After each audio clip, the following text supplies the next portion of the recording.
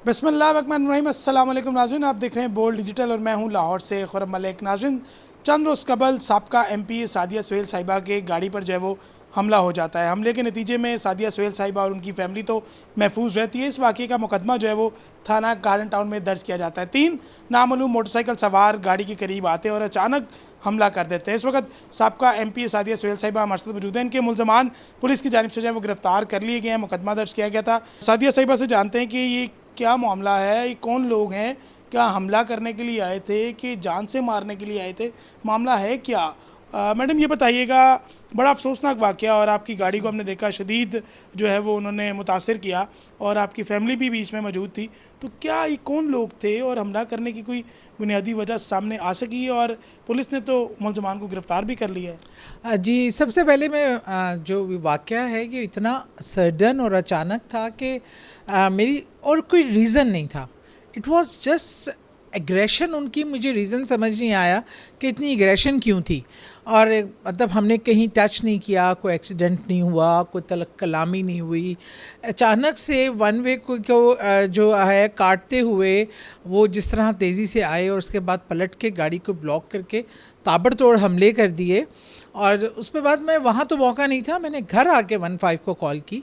अच्छा खुर्रम, मैं एक बात सबसे पहले जो आज यहाँ कहना चाहती हूँ आपके प्लेटफॉर्म से और आपके तवज्जुह से कि आज मुझे मतलब I was very impressed, I am impressed कि जो थाना गार्डन टाउन का स्टाफ है पूरा, एसएचओ, तमाम एहलकार, फैसल कामरान साहब, इमरान किश्वर साहब और मॉडल टाउन के एसपी असद साहब, मैं ना जिक्र करूँ ना तो ये मैं समझती हूँ बेईमानी होगी।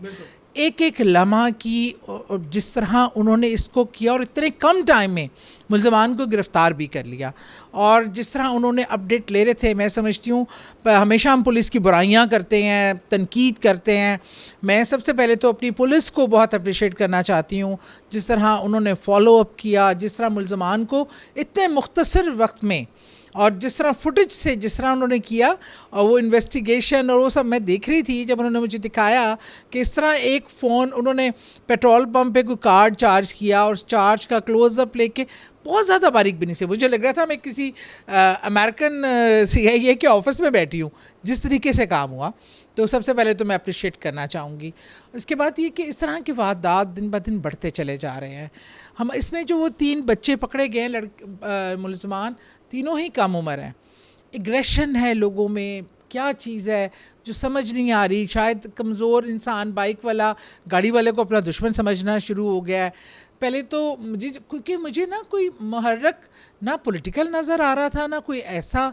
आपको पता है कि मेरी नेचर है, मैं कोई एग्रेशन वाली चीज़ें तमाम पॉलिटिकल पार्टियों में अगर मैं तनकीद भी करती हूँ तो बराए इस्लाह करती हूँ। मैंने कभी किसी को पर्सनलाइज करके वो नहीं किया। तो मुझे समझ ही नहीं आ रहा था कि मेरा दुश्मन कौन है, ना मेरा किसी से ज़ाती, ना जदादों के झगड़े, ना कोई और। बहरहाल लेकिन इस तमाम सिनेरियो में अब पुलिस ने मुलजमान को गिरफ़्तार किया है। अब देखिए वो अपनी इन्वेस्टिगेशन कर रहे हैं, तहकीक कर रहे हैं, उसमें क्या सामने आता है। बज़ाहिर तो ये लग रहा है कि कुछ नौजवानों का आजकल सोशल मीडिया और ये चीज़ें जो दिमाग ख़राब कर रही हैं, ये शायद उन्हीं का हिस्सा हो, पर मैं अभी हतमी बात कुछ नहीं कर सकती। अच्छा मैडम, ये जिस वक्त हमला आवर हुए आप पर नामालूम अफराद, जब इन्होंने हमला किया, आपकी फैमिली मेम्बर्स गाड़ी में मौजूद थे, क्या कैफियत थी आपकी? यकीनन एक चंद रोज़ कबल भी साबका एमपी को जो है वो कत्ल कर दिया जाता है और वो भी इंसिडेंट चंद रोज़ कबल ही पेश आता है और वो उसी इलाके में। तो आपका उस वक़्त क्या कैफियत थी और क्या समझ रही थी आप उस वक़्त के ये कौन लोग हैं, क्यों आ गए हैं, क्या आपके ज़हन में क्या चल रहा था?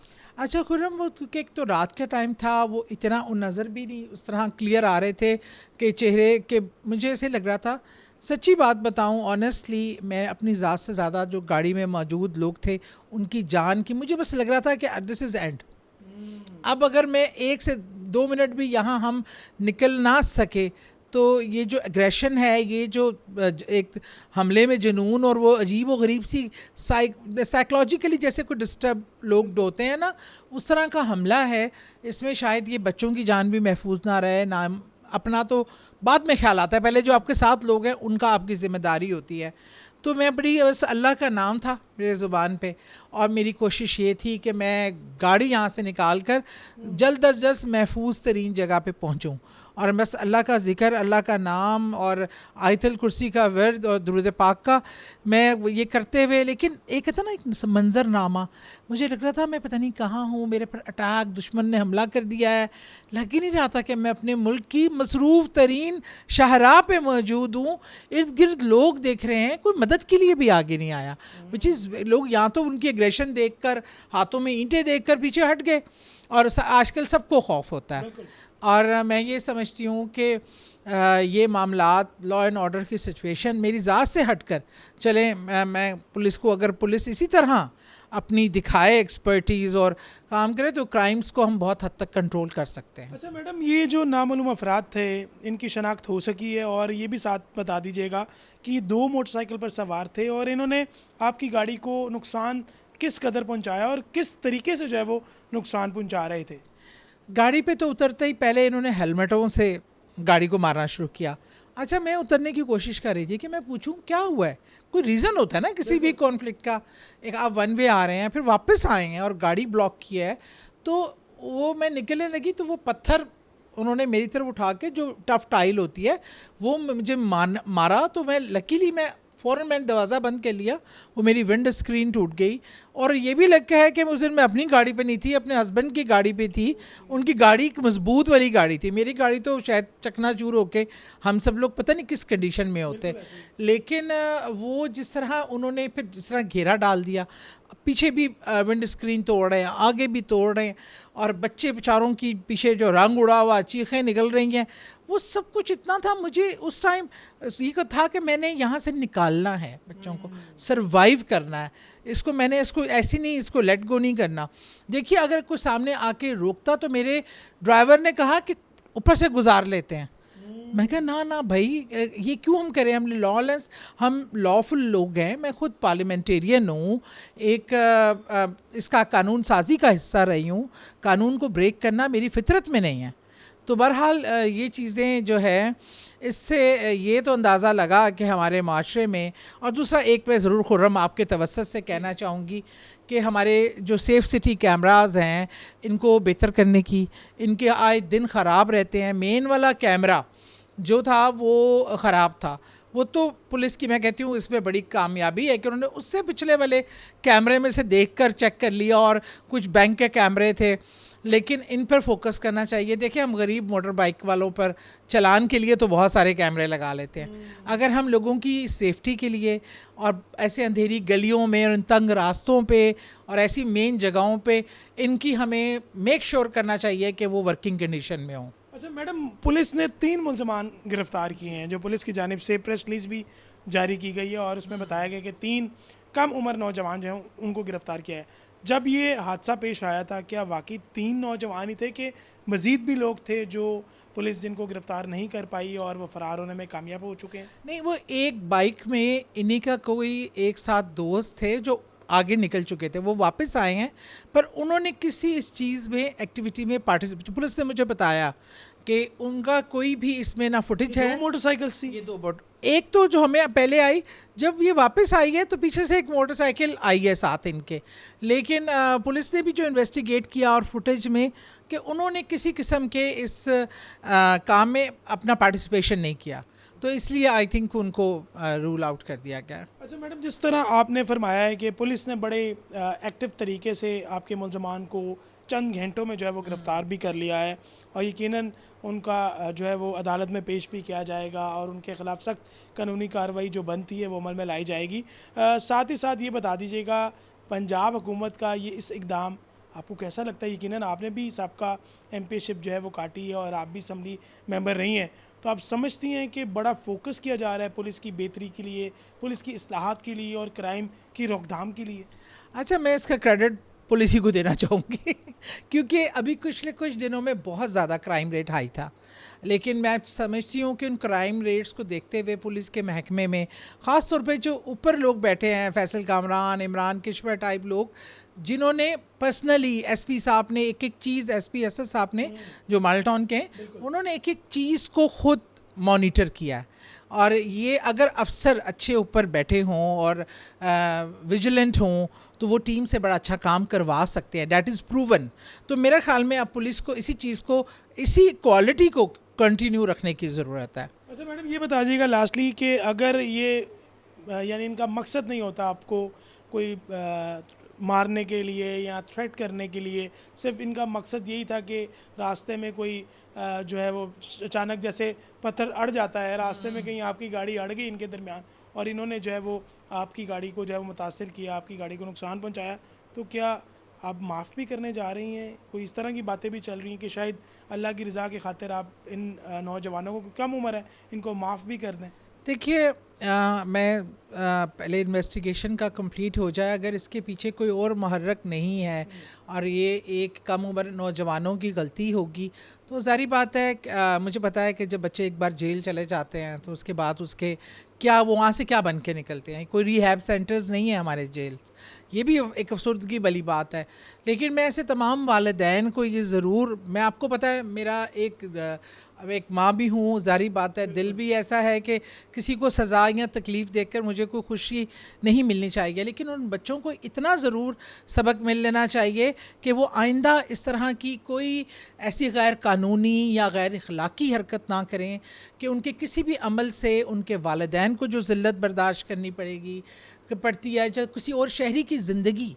देखिए, अगर इस सिनेरियो में हमें से किसी की जान जा जाती है, हम कुछ शदीद ज़ख्मी हो जाते, तो ये कितना बड़ा इनके ख़िलाफ़ फिर तो वापसी या माफ़ी की कोई गुंजाइश ही नहीं बचती। अभी गाड़ी का भी बेइंतहा नुकसान हुआ है, लाखों में नुकसान हुआ है। गाड़ी भी वो थी जो पूरे पाकिस्तान में सिर्फ 3 लोगों के पास है, मेरे मियाँ के ऑफ़िस की गाड़ी है, उनकी पर्सनल गाड़ी नहीं है। तो उस गाड़ी का नुकसान पूरा करना, ये सब चीज़ें हैं। लेकिन ऐसे जब गरीब लोगों के बच्चे होते हैं, इनसे आप क्या डिमांड कर सकते हैं? नुकसान पूरा करने जा रहे हैं वो आपका, कि कोई इस तरह की बात हुई है, कोई नुकसान आपकी गाड़ी का वो पूरा करें और उसके बाद आप उनको माफ़ कर दें? नहीं, मेरा नहीं ख्याल कि वो पूरा करने की इस्तात रखते हैं। दे वर वेरी पुअर पीपल। और बाकी ये कि अगर वो नुकसान पूरा नहीं करते फिर आप दिल बड़ा करेंगे और उनको माफ़ कर देंगी? ये तो जी, अगर मैं जो कुछ भी करना है, माफ़ करना है, जो भी हालात देखकर सिर्फ अल्लाह की रज़ा के लिए करना है और उन बच्चों का मुस्तकबिल ना ख़राब हो। अगर सिचुएशन ऐसी आती है, पहले तो मैं अभी पुलिस इन्वेस्टिगेशन पे गौर देखना चाहती हूँ कि इनका कोई क्रिमिनल रिकॉर्ड तो नहीं है, ये कोई ऐसी एक्टिविटीज़ में आदतन मुलव्वस तो नहीं है, या किसी ने इनको इस्तेमाल तो नहीं किया। ये हो सकता है कि किसी सियासी जमात के किसी रुकन ने इस्तेमाल कर लिया और सादिया सुहेल साहिबा के लिए। वैसे तो मेरे किसी भी सियासी जमात के किसी भी रुकन से इस हद तक ना कोई नफ़रत है, ना कोई झगड़ा है। मैं सबकी रिस्पेक्ट करती हूँ और ये करनी भी चाहिए। और मैं सबको, किसी के साथ पर्सनल नहीं, नज़रियाती इख्तलाफ मेरे आपके भी हो सकते हैं, लेकिन किसी की ज़ात पे हमला और इस तरह की चीज़ों पे मैं बिलीव नहीं करती। और मैं किसी का बुरा नहीं चाहती, ना किसी के साथ बुरा करती हूँ। तो मुझे मेरा पूरा यकीन है कि मेरा अल्लाह मेरी हिफाजत करता है। उस सिनेरियो में हिफाजत होना, जानों का बचना भी मेरे अल्लाह की मदद थी। मैडम, क्या मैसेज देंगी? यकीनन कम उम्र बच्चे अग्रेसिव बहुत ज़्यादा होने लग गए हैं, बच्चे जो है छोटी उम्र के हैं, उन नौजवानों के लिए क्या मैसेज है और क्या समझती हैं कि पेरेंट्स को इस्लाहात करने के लिए कितनी ज़रूरत है अपनी औलाद की, और क्या मैसेज देना चाहेंगे? देखिए, end of the day parents ही को सफ़र करना पड़ता है, उन्हीं के लिए ज़िल्लत, बदनामी और तमाम चीज़ें होती हैं। मैं समझती हूँ हमें अपने बच्चों को टाइम देना चाहिए, उनकी तरबियत पे, किन लोगों से मिल रहे हैं, उनके क्या मशागिल हैं, उनकी तालीम के साथ साथ तरबियत पे। खाली ये नहीं कि गरीब का बच्चा है, इसकी तालीम कम थी या नहीं थी। अमीर के बच्चे भी जो बेकाबू हुए हुए हैं सिर्फ इसलिए कि उनके पास तालीम तो बड़े बड़े इंस्टीट्यूट में पढ़ रहे हैं, लेकिन तरबियत से फारिग हैं। तो उनके दिल में एक हमदर्दी, एहसास होना, कानून की खिलाफ वर्जी ना करने का शऊर, और जो बाहर निकली माँ, बहन, बेटी, बच्चा, बच्ची हैं, उनका भी जान और इज़्ज़त का एहतराम करना, ये शऊर देना हमारे नौजवानों को सख्त ज़रूरत है। उस्ताज़ा का भी ये काम है। आपके तमाम इर्द गिर्द के लोग वॉच डॉग की हैसियत से उनका चाहिए कि अपने नौजवान नस्ल पे ना सिर्फ नज़र रखें, उनकी इस्लाह के लिए भी काम करें। जी बिल्कुल, हमारे साथ MPA सादिया सुहेल जो कि साबका सूबाई मेंबर असम्बली भी रही हैं, और उनकी जानिब से जो है वो बताया जा रहा है चंद रोज़ कबल सादिया सुहेल की गाड़ी पर जो है वो हमला किया जाता है और फैमिली जो है वो मौजूद होती है गाड़ी के अंदर, जिसके बाद उस एरिया में और इनकी तमाम तर फैमिली में जो है वो खौफ राज फैल जाता है। यकीनन मुलजमान के खिलाफ जो है वो कानूनी कार्रवाई अमल में लाई जा रही है और सख्त कानूनी कार्रवाई अमल में लाने की ज़रूरत भी है। आज की वीडियो में हमने सादिया सुहेल साहिबा से जानने की कोशिश की और ये पता किया कि ये वाक़या हुआ क्यों, इसके महरक़ात क्या थे, क्या कोई जानी दुश्मन भी इनका। आज की वीडियो के लिए इतना ही। इंशाल्लाह अगली वीडियो में दोबारा हाज़िर खिदमत होंगे। अल्लाह हाफ़िज़।